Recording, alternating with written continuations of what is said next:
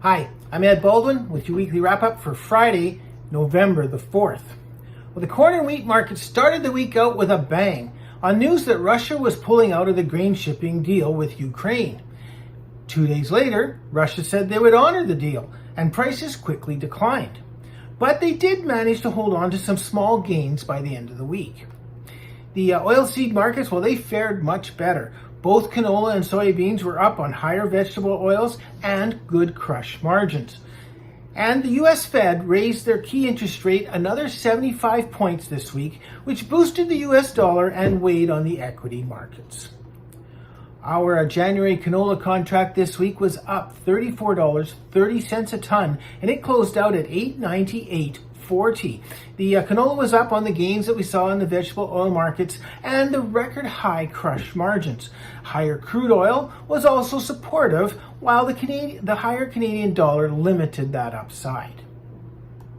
The January soybean contract, well, it gained 62 cents this week, and it closed at $14.62.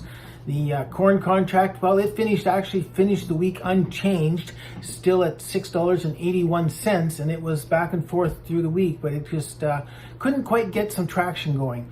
The oat market, December oats were up 24 cents this week, and they closed at $3.91.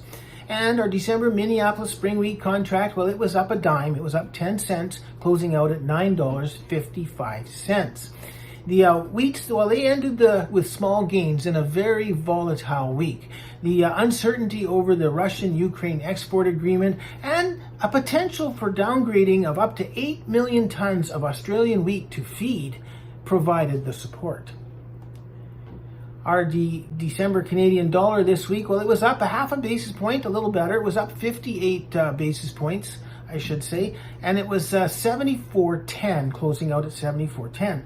The crude oil was on a tear this week. It was up $4.68 a barrel, and it closed at $92.58.